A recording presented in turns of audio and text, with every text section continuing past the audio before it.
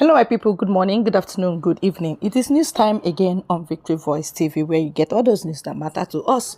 Here we come again with a statement that is trending. How a Boko Haram leader, Shettima'S, your vice president, said that Tinubu will end IPOB's reign of terror in Southeast. But he didn't tell you how he will end the Boko Haram he started, and he's still leading. He's not telling you how he will end it, but he's telling you how Tinubu will end IPOB. What is IPOB? Indigenous People of Biafra. Who told you that they are, having reign of terror? If there are no Nigerian military forcing and killing people in the southeast, have you ever heard that Igbos are killing themselves? No, that is the answer. The statement he made and the write-up that I'm about to read to you now, or for you, is what you will have to pay attention. And then the comments, people are flooding on this very write-up. Let me read as you listen. It says, Senator Kazim Shettima, the vice president, on Friday, said President Bola Tinubu's administration has promised to end the reign of carnage in Southeast. He disclosed this at the unveiling of the Peace in Southeast Project, PSP, by the Deputy Speaker of the House of Representatives, Honorable Benjamin Kalu, in Bende local government area of Abia State. He condemned those he described as self-serving criminals and certain individuals taking advantage of the security situation to advance their mundane political agenda in the region. Shettima said Tinubu had been disturbed about the economic devastation inflicted on the Southeast region by non-state actors since he took over the baton of leadership. He also assured that Tinubu was determined to deploy all available resources to eliminate the purveyors of the falsehood and propaganda that have become weapons against Nigerians' unity. In his speech, titled, Why We Are All Omona, Shettima said Tinubu is concerned about the extensive economic devastation inflicted by non-state actors on this beautiful region since we took office. Tinubu is acutely aware that our commitment to Nigerians' future remains incomplete as long as we grapple with the sinister operations of economic saboteurs who masquerade as advocates for the Ndibo. That is why he is determined to utilize all available resources to ensure that the peace we are establishing in this region is not cosmetic. And we can't guarantee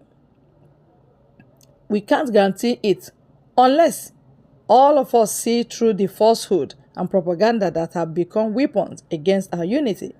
Speaking further, the vice president noted that the gory activities of the rogues holding the Southeast captive are self-serving and do not in any way represent the interest of Ndibo and the entire nation.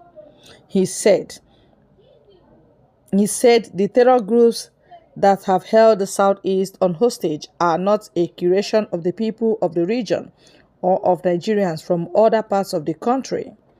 The problem we are here to solve as a community, as an Omona, is a curation of self-serving criminals who do not represent the interests of Ndibo and the Nigerians.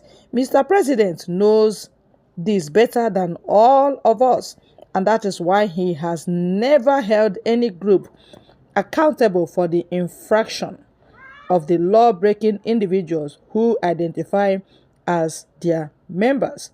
This, I believe, is the democracy we have all chosen. You see, he's saying this because the political groups, our leaders, are telling them that what we are doing is not representing Ndibo. What is actually representing Ndibo? Is it the killings by Nigerian army, or the killings by headsmen, or the killings by Boko Haram? Which one is actually representing the interest of Ndibo? Is it the burning down of shops in Lagos, or the bulldozing of houses of Ndibo in Lagos? that is representing the interest of Ndibo. We really want to know, because enough of this deceit by the political group. They are rather the selfish ones that are using this insecurity, this disunity to enrich themselves. All right? This particular group represented by Nnamdi Kanu, they said that they need Nigeria to rearrange and to conduct referendum. If Nigeria today conducts referendum, I tell you, there won't be anything like Nigeria, because Nigeria is actually not serving any particular group except the Fulanis and the Northerners. Kazim Shettima, as all of us know, is the Boko Haram leader.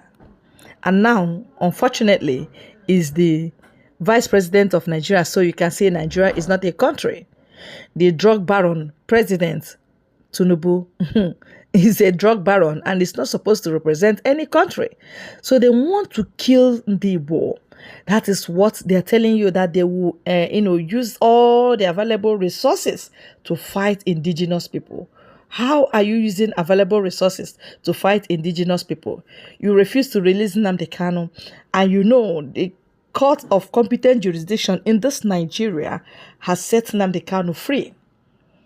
And after 1 year plus, you now revoked the whole judgment, and trials continue just for you to use delay tactics to keep Nnamdi Kanu in custody of DSS. Whereas Abba Kyari, the drug baron, the killer of our people, is now free because he's a Fulani man. Let them continue to deceive you guys in the name of one Nigeria.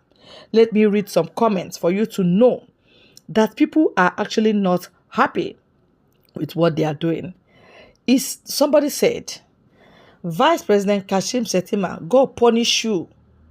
Punish your mouth, Vice President, my foot.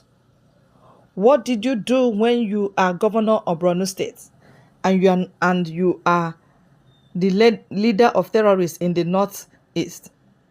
He said he's an idiot, useless Fulani headsman called Boko Haram. Animal Kazim Shettima. Okay, this person is just saying his own.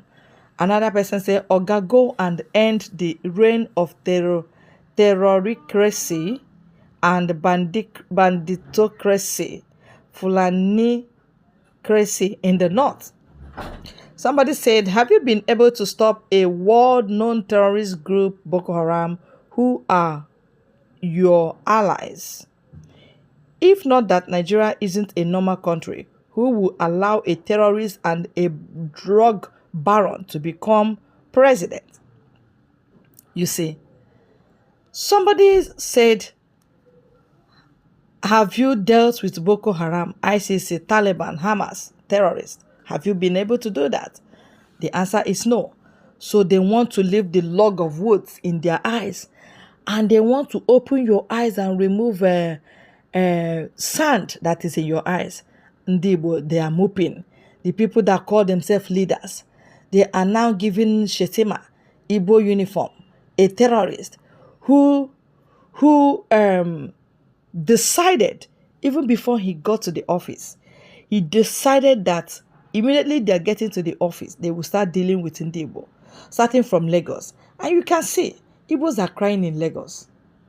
Economic jihad, that is what they are using against Ndibo, because they prosper so much. Igbos prosper anywhere you find them, they prosper.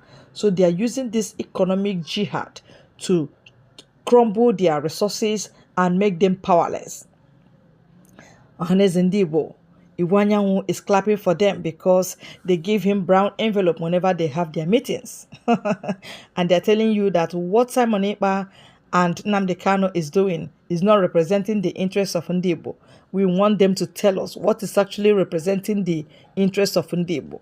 If they are keeping quiet and mute to these questions that we are asking them, then we will know, and we will know how to deal with them, because one day we have to get that freedom. It is a do or die affair. Thank you very much for your time on this very channel. God bless you all.